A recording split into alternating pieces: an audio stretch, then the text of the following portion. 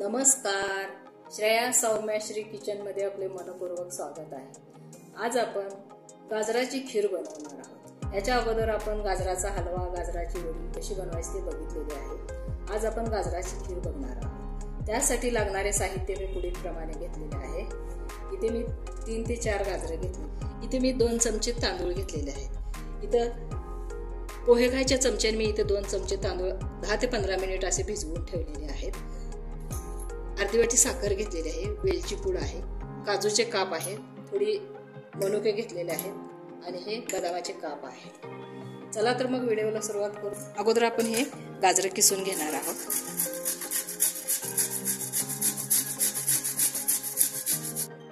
आता हे गाजर मी किसून घेतलेले आहेत। आता आपण हे तांदूळ 15 ते 20 मिनिट झालेले आहेत। आपण ह्याचं रवाळ पेस्ट करून घेणार आहोत। याची इथं अशी मी रवाळ पेस्ट करून घेतलेली आहे। एका ह्याच्यामध्ये काढून घेऊ आपण। आता आपण गॅसवरती पॅन ठेवलेला आहे। त्याच्यावरती आपण 2 चमचे तूप घालणार आहे। आता आपलं हे तूप जरा गरम झालेलं आहे। याच्यावरती आपण हे काजू बदाम हलके भाजून घेणार आहे। ते बेदाणे नंतर घालू।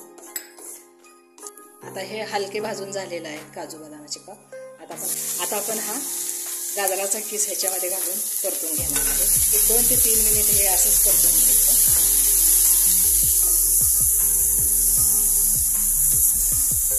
आता आपण हे 2 ते 3 मिनिट भाजून घेतलेलं आहे। याच्यामध्ये आपण हे दूध घालणार आहे। हे 1 लिटर दूध आहे, फुल फॅट दूध आहे। आपण याच्यामध्ये आता हे दूध घालून घेऊ। याला आता एकसारखं हलवत आपण 5 ते 7 मिनिट शिजवून घेणार आहे। आता आपल्या दुधाला उकळी आलेली आहे। याच्यामध्ये आपण हे तांदळाची पेस्ट करून घेतलेली आहे ती घालून घेणार आहोत। आता याच्यामध्ये आपण हे मनुके घालून घेऊ। इथं अर्धी वाटी साखर मी घालणार आहे। तुम्हाला गोड किती लागतं त्याप्रमाणे तुम्ही साखर घाला।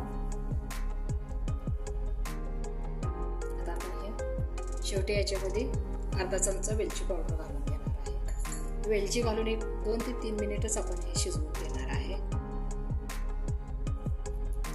आता आपली ही खीर 10 ते 15 मिनिट शिजवून झालेली आहे। खीरीला चांगला दाटसरपणा पण आलेला आहे। आपण आता गॅस बंद करून घेणार आहोत। थंड झाल्यानंतर याच्यापेक्षा याला खीरीला दाटसरपणा जास्त येतो। इतकंच दाटसर असू द्या। मी गॅस बंद करून घेते।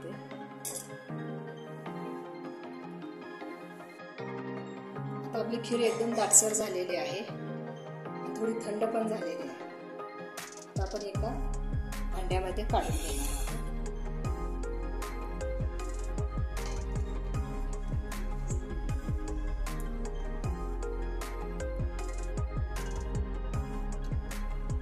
अशा पद्धतीने आज आपण गाजराची खीर कशी बनवायची ती बघितली।